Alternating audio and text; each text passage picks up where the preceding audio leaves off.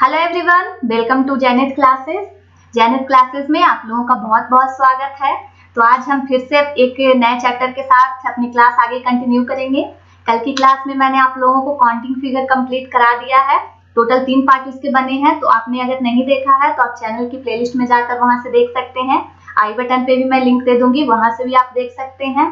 तो देखिए, अगर हम सिलोजिज्म की बात करें फ्रेंड्स, तो काफी ज्यादा ये बच्चों की नजर में एक डिफिकल्ट चैप्टर होता है और ये श्योर शॉट है कि इससे एग्जाम में क्वेश्चंस पूछे ही जाते हैं। रीजनिंग में अगर आपका 50 नंबर का एग्जाम है, 25 क्वेश्चन है, तो उसमें आपके 1 क्वेश्चन पूछे जाते हैं। और अगर आपका 50 क्वेश्चन का एग्जाम है तो उसमें 2 से 3 क्वेश्चन आपके सिलोजिज्म से पूछे ही जाते हैं, चाहे वो आपका सीजीएल हो, सीएचएसएल हो, सीपीओ हो, कोई सा भी एग्जाम हो। तो अभी रिसेंट में काफी सारे एग्जाम आने वाले हैं, तो आप इस वीडियो को देखकर अच्छे से अपने सिलोजिज्म को चैप्टर को अच्छे से कंप्लीट कर सकते हैं। मेरा यकीन मानिए कि आप मेरे तरीके से पढ़ने के बाद आप एग्जाम में इसके क्वेश्चन को ढूंढ कर सॉल्व करेंगे। तो चलिए आज की क्लास हम स्टार्ट करते हैं सिलोजिज्म के साथ। तो सबसे पहले इसके कुछ बेसिक्स हैं, वो हम देख लेते हैं कि सिलोजिज्म होता क्या है और उस पे हमें कैसे क्वेश्चन को सॉल्व करना है। तो देखिए क्या होता है फ्रेंड्स, कोई भी जैसे कि आपका कोई एक इसमें क्या होता है कि आपको स्टेटमेंट दिया जाता है, आपको स्टेटमेंट दिया जाता है क्वेश्चन में, और उस पे 2-3 आपको कंक्लूजन दिए जाते हैं। आपको सबसे पहले स्टेटमेंट दिया जाता है, फिर आपको क्या दिया जाता है, कंक्लूजन दिया जाता है।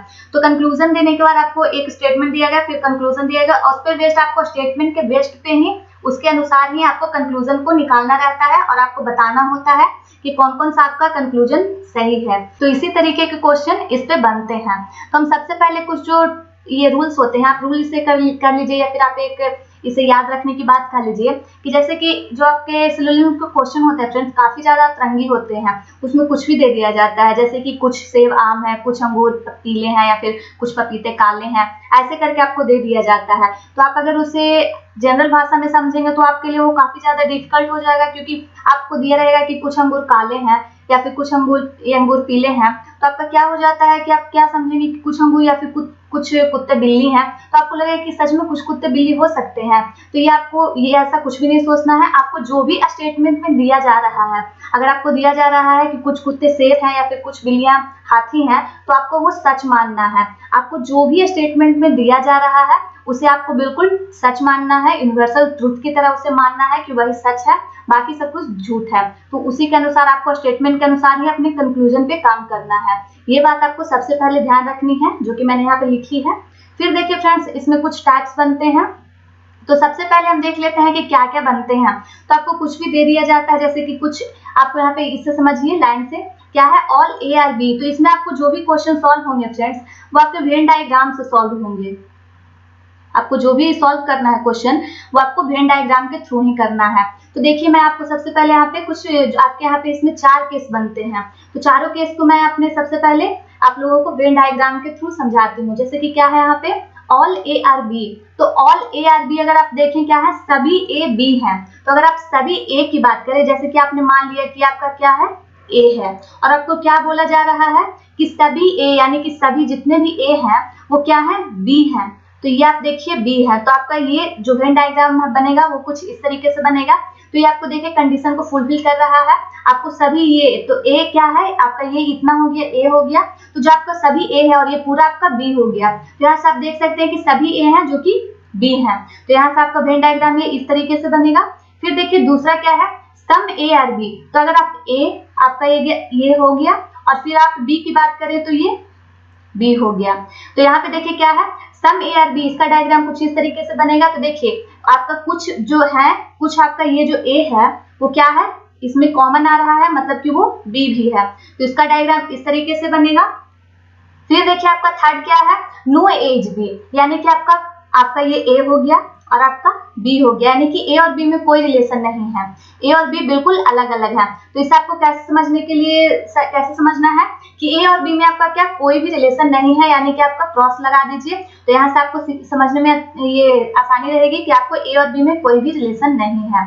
फिर आपका क्या है, सम ए आर नॉट बी, यानी कि कुछ ए बी नहीं है। तो आपका इसका डायग्राम कैसे बनेगा, जैसे कि आपका ए ले लीजिए, जैसे कि ए हो गया, और बोल रहा है कि कुछ ए आपका बी नहीं है, तो ये आपका बी हो गया। तो आपको क्या करना है कि आपने बी यहाँ पे ऐसे आपने पूरा बी मान लिया, तो आपको क्या बोल रहा है, कुछ ए बी नहीं है।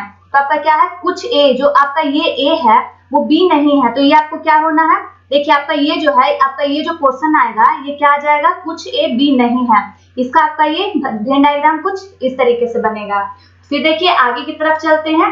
आगे क्या है, इसमें देखिए फ्रेंड्स, आपके ऑल पे क्वेश्चन बनते हैं, आपसे सम का क्वेश्चन दे दिया जाता है, आपसे ओनली का क्वेश्चन दे दिया जाता है, क्वेश्चन में ये सारी चीज दिए जाते हैं। तो देखिए क्या होता है, जैसे कि ऑल ए आर बी या फिर सम ए आर बी ऐसे करके आपको दिया जाता है। तो हम कैसे हम उसे ये सारे जो कॉन्सेप्ट दिए जाते हैं, ये सारे जो टर्म क्वेश्चन में दिए जाते हैं, तो हम कैसे सॉल्व करते हैं। तो जैसे देखिए आपको क्वेश्चन में दिया हुआ है कि ऑल का कॉन्सेप्ट दिया हुआ, कॉन्सेप्ट ऑफ ऑल हम पहले समझते हैं। आपको अगर ये दिया गया है कि ए आर बी, तो इसका मतलब आपको क्या समझना है कि आपके जितने भी ए हैं, ऑल ए आर बी, इसका मतलब समझना। आपको क्वेश्चन में अगर सिंपली दे दिया गया है कि ए आर बी, तो इसका मतलब आपका वेन डायग्राम कैसे बनेगा, इसको ये आपको यही समझना है कि ऑल ए आर बी, ये आपको समझना है ऑल ए आर बी, ये आपको समझना है कि अगर ए आर बी है तो आपका ऑल ए आर बी सही होगा। फिर देखिए आपका सम का कॉन्सेप्ट क्या है कि आपको कुछ वर्ड दिए जाते हैं, जैसे कुछ आम काले हैं या कुछ आम पीले हैं, ऐसे करके आपको कुछ दिया जाता है। तो आपको ऐसे जो कुछ वर्ड्स हैं, जैसे कि फ्यू हो गया, एटलीस्ट हो गया, सेल्डम हो गया, रेयरली हो गया, कुछ भी आपको दिया जाता है, तो आपको ये सारे जो वर्ड हैं उसका मतलब आपको क्या समझना है, कुछ सम से उसका सेंस निकालना है, उसका मतलब क्या समझना है, आपको कुछ समझना है। जैसे कि आपको थोड़ा दे दिया गया है, फिर ये कभी कभार, ये एटलीस्ट का केस थोड़ा सा अलग है, मैं आपको समझाती हूँ। जैसे आपको थोड़ा दे दिया गया, कभी कभार, शायद, तो आपको कुछ भी दे दिया गया कि शायद ए बी है, या फिर कभी ये आपको थोड़ा ए बी है, तो ऐसे करके आपको अगर कुछ दिया जा रहा है तो आपको उसका सेंस कुछ से निकालना है। तो ये आपको ध्यान रखना है। देखिए जैसे यहाँ पे हम देखते हैं फ्यू एप्पल्स आर ग्रेप्स, इसका मतलब क्या होगा, फ्यू आपको यहाँ पे देखिए यूज किया गया है, तो फ्यू का मतलब आपको सम ही समझना है। ये मैं आप लोगों को समझाना चाह रही हूँ कि फ्यू एप्पल आर ग्रेप्स है, इसका मतलब क्या होगा, that means some apple or grapes, ये आपको समझना है। ये सेंटेंस का मतलब आपको ये स्टेटमेंट बोलना चाह रहा है। देखिए थोड़े सेब अंगूर हैं, आपको ये दिया जाएगा, लेकिन आपको उसे समझना क्या है कि कुछ सेब अंगूर हैं। तो इसी तरीके से इसी के अनुसार आपको वेन डायग्राम बनाना है। फिर देखिए क्या है, एटलीस्ट के बारे में मैं आप लोगों को बता रही थी। तो अगर आपको कहीं भी स्टेटमेंट में एटलीस्ट का यूज किया गया फ्रेंड्स, तो आपको एटलीस्ट को क्या करना है, इग्नोर कर देना है। जैसे कि आपको क्या है, at least some yellow or red, तो यहाँ पे देखिए एटलीस्ट सम की बात की जा रही है, तो यहाँ पे आप क्या कीजिए कि आप एटलीस्ट को सीधा इग्नोर कर दीजिए, आप सीधा यहाँ से सेंटेंस को पढ़िए, सम येलो आर रेड। तो ये आपको ध्यान रखना है, आपको बस यही जो एटलीस्ट है आपका, उसे आपको इग्नोर कर देना है, उसका वो सेंटेंस में रहे या ना रहे उससे आपको कोई मतलब नहीं है। उसके बाद आपका जो सम है उसे आपको सेंटेंस में आगे सॉल्व करना है, आगे उसी के अनुसार आपको काम करना है, स्टेटमेंट पे काम करना है। फिर देखिए आगे ओनली का कॉन्सेप्ट है, हम उसे समझते हैं। देखिए कॉन्सेप्ट ऑफ ओनली क्या है, जैसे कि अगर आपको स्टेटमेंट दिया गया है ओनली ए आर बी, तो इसका मतलब सीधा सा क्या होगा कि आप ये समझिए कि अगर आपको क्वेश्चन में बोल रहा है कि कुछ आम काले हैं, तो आपको क्या समझना है कि सभी काले आम है, आपको उल्टा करके समझना है, यानी कि ऑल बी आर ए। ये आपको यहाँ से क्लियर हुआ होगा। फिर देखिए हम कुछ क्वेश्चंस लेते हैं, हम उसे सॉल्व करते हैं, तो आपको और ज्यादा अच्छे से क्लियर होगा। तो देखिए क्या है, आपको देखिए यहाँ पे स्टेटमेंट एक दिया हुआ है और उस पर बेस्ड आपको कुछ कंक्लूजन दिए गए हैं और आपको पूछना है। देखिए फ्रेंड्स सबसे पहले आपको ये ध्यान रखना है, मैंने आपको बताया है कि कुछ भी हो जाए, आपको कुछ भी दिया हुआ है, जो आपका स्टेटमेंट है वही आपके लिए यूनिवर्सल ट्रूथ है, वही आपके लिए सर्वदा सत्य है, यही आपको मानना है। तो क्या है, आपको यहाँ पे क्या दिया हुआ है, जो आपका स्टेटमेंट है वो क्या है, स्टेटमेंट के अनुसार अपना आप वेन डायग्राम बनाइए। क्या बोल रहा है, ऑल ए आर बी, तो क्या है ऑल ए, यानी कि जितने भी ए हैं वो क्या है, बी है।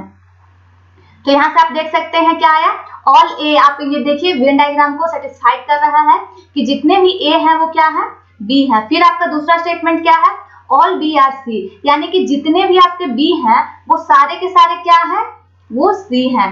तो इस तरीके से आपका वेन डायग्राम बनेगा। फिर देखिए हम कंक्लूजन की तरफ चलते हैं। कंक्लूजन क्या बोल रहा है, ऑल ए आर सी, तो ऑल ए आर सी देखिए फ्रेंड्स, ऑल ए, ये ए कहाँ पे है, ये आपका ए हुआ, ऑल ए यानी कि सारा का सारा ए सी है, तो बिल्कुल सही बात है, ऑल जो है आपका सारा ए जो है क्या है, सी के अंदर ही है, तो आपका कंक्लूजन ए है, ये कंक्लूजन 1 है जो कि बिल्कुल सही होगा। फिर देखिए दूसरा कंक्लूजन क्या है, और ये ऑल ए आर बी, तो यहाँ पे देखिए फ्रेंड्स आपका स्टेटमेंट में दिया हुआ है ऑल ए आर बी। तो यहाँ पे मैं आप लोगों को एक कॉन्सेप्ट बताना चाहूंगी कि क्या होता है। कॉन्सेप्ट आपको ये ध्यान रखना है फ्रेंड्स कि जब भी कभी आपका जो स्टेटमेंट में कोई सेंटेंस दिया हुआ है वो आपको अगर वही सेंटेंस आपका कंक्लूजन में रिपीट हो रहा है, जैसे कि यहाँ पे देखिए ऑल ए आर बी, और यहाँ पे देखिए आपका स्टेटमेंट में दिया हुआ है और यहाँ पे कंक्लूजन में दिया हुआ है ऑल ए आर बी, यानी कि रिपीट हो रहा है, तो वो आपका हमेशा गलत होगा। ये बात आपको हमेशा ध्यान रखनी है कि अगर आपको फिर से वही जो सेंटेंस में ये स्टेटमेंट में जो आपका दिया हुआ था सेंटेंस और वही कंक्लूजन में आपका रिपीट हुआ है, तो वो कंक्लूजन आपका हमेशा गलत होता है। वैसे तो आपको सही लगेगा कि हाँ बिल्कुल सही है वेन डायग्राम से कि ऑल ए आर बी सही है, लेकिन आपको रिपीटेशन के कारण ये आपका गलत हो जाएगा। तो यहाँ से ये बात आपको काफी ज्यादा इंपॉर्टेंट है जो कि आपको ध्यान रखनी है। और ये जो आपका जो रेलवे का एग्जाम होता है या फिर सीजीएल 2018 का एग्जाम हुआ, 17 का एग्जाम हुआ है, उसमें इसी तरीकों को सही माना है। तो एग्जाम में जो पूछा जाता है और एग्जाम में जिसे सही माना जाता है हम उसी तरीके को हम फॉलो करेंगे। तो देखिए यहाँ से आपका आंसर क्या निकल के आ जाएगा, ओनली वन जो है आपका फर्स्ट जो है ओनली फर्स्ट कंक्लूजन वो आपका सही है। तो यहाँ पे आपका ए आंसर हो जाएगा। इसी तरीके से आपको क्वेश्चन को सॉल्व करना है। फिर देखिए आगे चलते हैं, आगे क्या है देखिए, फिर से आपको यहाँ पे दो स्टेटमेंट दिए हुए हैं, तो हम स्टेटमेंट के अनुसार क्या करेंगे, अपना वेन डायग्राम बनाएंगे और फिर उस वेन डायग्राम को हम उसे ही सच मानकर, उसे ही यूनिवर्सल ट्रूथ मानकर हम उसके अनुसार अपने कंक्लूजन को रिलेट करेंगे और जो आपका सही उतरेगा उसे हम सही मानेंगे और जो गलत होगा उसे हम गलत मानेंगे। तो देखिए क्या है, हम यहाँ पे फिर से वेन डायग्राम बनाते हैं। क्या बोल रहा है, ऑल ए आर बी, जितने भी आपके ए हैं वो क्या है, बी है। फिर क्या है, ऑल बी आर सी, जितने भी बी हैं वो क्या है, सी है। तो आपका वेन डायग्राम कुछ इस तरीके से बन जाएगा। फिर देखिए हम अपने कंक्लूजन की तरफ चलते हैं। तो हमारा कंक्लूजन क्या बोल रहा है, ऑल ए आर बी। फिर देखिए यहाँ पे आपको क्या रिपीटेशन मिल रहा है, all A are B and all A are B. तो ये आपका जो कंक्लूजन है, कंक्लूजन नंबर 1, वो तो आपका सरासर गलत हो गया, ये मैंने आपको बताया ही है।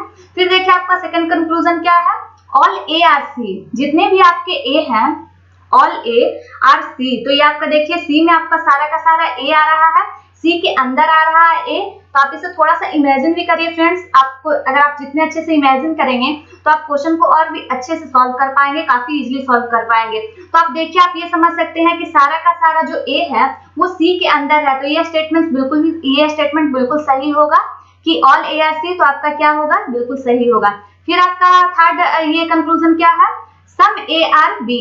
तो सम ए यानी कि कुछ ए की बात की जा रही है, क्या है वो बी है। तो देखिए फ्रेंड्स, अगर सारे के सारे ए जो है बी हैं, तो सारे अगर सारे ए बी हैं तो कुछ तो सही ही होगा। अगर सारे सही है, अगर सारे के सारे आम खराब है, उसमें से अगर हम ये बोलते हैं कि कुछ आम खराब है, तो अपने आप सारे आम अगर खराब है तो कुछ आम भी तो खराब भी होंगे।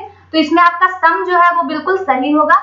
तो यहाँ से आपका क्या आंसर निकल के आ जाएगा कि जो आपका कंक्लूजन नंबर 2 है और 3 है वो सही है। तो आंसर कौन सा होगा, आपका सेकंड ऑप्शन हो जाएगा। फिर देखिए हम आगे की क्वेश्चन की तरफ देखते हैं, क्या है आज का तीसरा क्वेश्चन। देखिए क्या, हम फिर से स्टेटमेंट के अनुसार अपना वेन डायग्राम बनाते हैं। क्या बोल रहा है, ऑल ए आर बी, जितने भी ए हैं वो क्या है, बी है, and all B are C. तो आप यहाँ से अपना वेन डायग्राम बनाइए। फिर देखिए क्या है, ऑल सी आर ए, जितने भी सी हैं यानी कि ऑल सी जो हुआ वो क्या है, ए है, बिल्कुल गलत है। ऑल सी आपको जो देखिए इतना आपका ये जो बड़ा वाला सर्किल है वो ए में तो आ नहीं रहा है, कुछ भाग जो कि है बाहर छूट जा रहा है, यानी कि ऑल तो आपका बिल्कुल गलत हुआ। तो यहाँ से आपका ये जो कंक्लूजन है, कंक्लूजन नंबर 1 है वो जो कि गलत हो गया। फिर देखिए क्या है, ऑल सी आर बी, जितने भी आपके सी हैं वो क्या है, बी है, तो ये भी बिल्कुल गलत है। अगर देखिए, अगर आप सारे के सारे सी बी हैं, लेकिन ये जो आपका रीजन है फ्रेंड्स, आपका ये क्या है, बी है, और ये जो आपका रीजन बच जाता है वो क्या छूट गया, तो सारे के सारे तो नहीं हुए, कुछ तो छूट रहे हैं, तो आपका ये कंक्लूजन भी गलत हो गया। फिर देखिए क्या है, सम बी आर ए। तो सम बी क्या हुआ, आपका देखिए ये बी है, तो सम बी है वो क्या है, आपका ए है। तो ए देखिए आपका ये पूरा जो बड़ा वाला सर्किल है, आप यहाँ से देखिए आपका ये जो बड़ा वाला सर्किल है क्या है, बी है, और इसी के अंदर आपको ए दिया हुआ है। तो अगर ए जो है इतना पार्ट है जो कि बी भी है और ए भी है, तो सम बी और ए तो होगा ही, तो ये बिल्कुल आपका सही हो जाएगा। तो यहाँ पे आपका ये तीनों कंक्लूजन में सिर्फ कंक्लूजन नंबर 3 ही सही होगा। तो आपका यहाँ से थर्ड ऑप्शन बिल्कुल सही आ जाएगा, और इसी तरीके से आपको सॉल्व करना है। तो आज की क्लास में फ्रेंड्स इतना ही रहने देते हैं। कल की क्लास में जो आपका आइदर और या फिर नाइदर नॉर का जो कॉन्सेप्ट बनता है, क्या बनता है, आइदर और या फिर नाइदर नॉर का, वो कंसेप्ट मैं आप लोगों को कल की क्लास में डिस्कस करूंगी। कल की क्लास काफी ज्यादा इंपॉर्टेंट है क्योंकि आइदर और नाइदर नॉर पे काफी ज्यादा क्वेश्चंस पूछे जाते हैं, तो ये आपके लिए काफी ज्यादा इंपॉर्टेंट क्लास होने वाली है। तो कल की क्लास आप बिल्कुल भी मिस ना करें। तो चलिए कल की क्लास में मिलते हैं। अगर आप लोगों ने अभी तक चैनल को सब्सक्राइब नहीं किया है तो जल्दी से चैनल को सब्सक्राइब करके बेल आइकन को प्रेस कीजिए और वीडियो को लाइक एंड शेयर कीजिए, क्योंकि मेरे लिए यही मोटिवेशन का काम करती है। तो कल की क्लास में मिलते हैं। Thank you for watching.